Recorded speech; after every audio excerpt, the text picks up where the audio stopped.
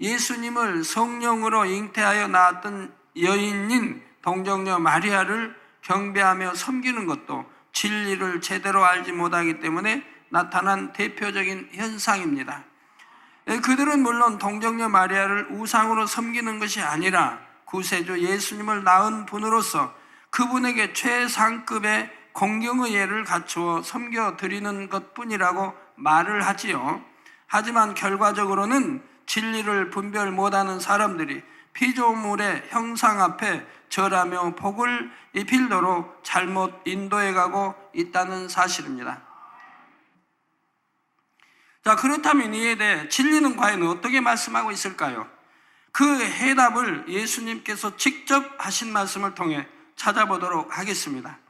요한복음 19장 26절에서 27절에 보면 예수께서 그 모친과 사랑하시는 제자가 곁에 섰는 것을 보시고 그 모친께 말씀하시되 여자여 보소서 아들이니이다 하시고 또 그 제자에게 이르시되 보라 내 어머니라 하신대 그때부터 그 제자가 자기 집에 모시니라 했지요. 이때 예수님께서 동정녀 마리아를 향해 보소서 아들이니이다 하신 것은 곁에 선 제자 요한을 가리켜 아들이라 하신 것입니다.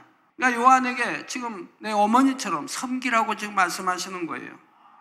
예수님께서 자신을 가리켜 아들이라 말씀하신 것이 아니라는 말이지요. 또한 예수님께서는 동정녀 마리아를 향해 어머니여 하신 것이 아니라 여자여 하고 부르셨다는 사실입니다.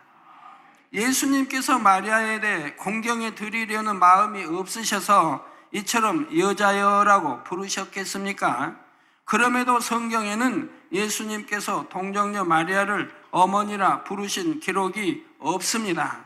요한복음 2장에 예수님께서 물로 포도주를 만드실 때도 예수님께서는 동정녀 마리아를 향해 여자여 나와 무슨 상관이 있나이까 내 때가 아직 이르지 못하였나이다 하시며 여자여 하고 부르셨지요. 어머니라고 부르시질 않았습니다. 성경에 동정녀 마리아를 어머니 또는 모친이라 표현하고 있는 것은 예수님의 입장에서 말씀하신 것이 아니라 성경을 기록한 제자들의 입장에서 그처럼 기록을 하고 있을 뿐입니다. 이는 동정녀 마리아가 결코 예수님의 어머니가 될 수가 없음을 분명히 말씀하고 있는 것이지요. 예수님은 아버지 하나님과 근본 하나이시며 삼위일체 하나님 중 한 분이십니다. 그리고 창조주 하나님께는 어머니가 있을 수 없지요. 출애굽기 3장 14절에 보면 하나님께서는 스스로 있는 자라 말씀하셨습니다. 누군가 하나님을 낳은 것도 아니요 하나님을 만들어낸 것도 아닙니다. 하나님은 영원전부터 영원 후까지 스스로 계신 분이십니다. 그러므로 근본 하나님의 본체이신 예수님께서 피조물인 동정녀 마리아에게 어머니라 부를 수는 없는 것입니다. 육적으로도 동정녀 마리아는 예수님의 어머니가 될 수 없지요. 사람이 잉태될 때는 아버지의 정자와 어머니의 난자가 결합하게 됩니다. 그런데 예수님의 경우는 마리아가 예수님을 낳기는 했지만 마리아의 난자를 통해 예수님이 잉태되신 것은 아니죠. 예수님은 마리아의 몸을 빌어 나셨을 뿐 잉태될 때는 근본 하나님과 하나이신 성령의 능력으로 잉태되셨습니다. 비유를 들어 과학기술이 아주 발달하여 설령 아이를 인큐베이터 같은 곳에서 잉태시켜 자라게 할 수 있다고 해도 인큐베이터가 아기의 부모가 될 수는 없습니다. 그 아이의 부모는 아이를 잉태하기 위해 정자와 난자를 제공한 사람들이 되는 것이지요. 이와 마찬가지로 예수님께서 동정녀 마리아의 몸을 빌어 나신 것은 사실이지만 그렇다 하여 하나님의 아들이시며 근본 하나님과 하나이신 예수님께서 동정녀 마리아의 아들이 될 수는 없는 것입니다. 왜? 난자를 받아 나온 것이 아니기 때문에요. 그러니 동정녀 마리아를 예수님의 어머니라 부르는 것도 맞지 않는 것이고요. 그러니까 우리가 과학적으로도 의학적으로도 분명히 증거해낼 수 있지 않습니까? 우리 주님은 정자와 난자를 받아 태어나신 것이 아니고 성령으로 잉태되셔 나셨다고 성경은 분명히 말씀하고 있다 이 말입니다. 그렇기 때문에 하나님의 독생자 아들이요 또 하나님의 본체에서 나셨다고 말씀하고 있는 거지요. 진리의 성경은 바로 이러한 사실을 분명히 알 수 있도록 모든 것을 정확하게 기록해 놓고 있습니다. 또한 출애굽기 20장 3절에서 5절 전반절에 보면 너는 나 외에는 다른 신들을 내게 있게 말지니라.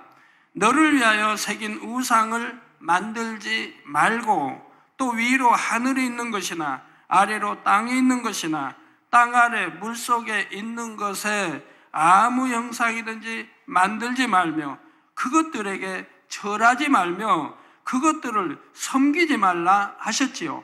스스로 계신 하나님 외에는 어떤 피조물도 그 형상을 만들어 경배해서는 안 되는 것입니다. 하나님께서는 하나님의 자녀들이 스스로 계신 성부, 성자, 성령 하나님만을 섬기며 경배하기를 원하시지요.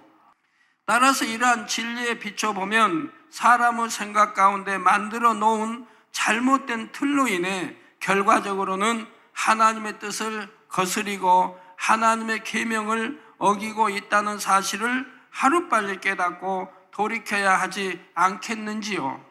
그러지 않으면 점점 더 하나님의 말씀에서 멀어지고 하나님의 은혜에서 멀어질 수밖에 없습니다. 결국 사단의 송사거리만 만들어주게 되지요. 마음에서는 우상을 섬기려는 것이 아니었고 실제로는 진리를 잘 몰라서 그런 것이라 할지라도 결과적으로는 하나님의 뜻을 어기고 우상을 섬긴 것이 되기 때문에 그렇게 계속해서 진리를 어기게 되면 하나님의 은혜도 성령의 도우심도 받을 수 없고 점차 사단의 주관 아래로 빠져들게 됩니다. 그래서 하나님께서는 이러한 사람들에게도 어찌하든 은혜의 기회를 주시기 위해 이 마지막 때 성령의 불같은 역사 가운데 하나님의 뜻을 바르게 전할 수 있는 길을 예비해 두셨지요. 선한 마음 가운데 하나님을 사랑하며 진리를 쫓기 원하는 사람들은 참된 진리의 말씀을 듣고 따르는 증거를 보았을 때 자신의 잘못을 깨닫고 참이 무엇인지를 인정하게 된다는 사실입니다. 그러나 만약 이때도 회개하고 돌이키지 않으면 내가 그를 침상에 던질 터이요 말씀한 대로 결국 준엄한 하나님의 심판이 임하게 되지요.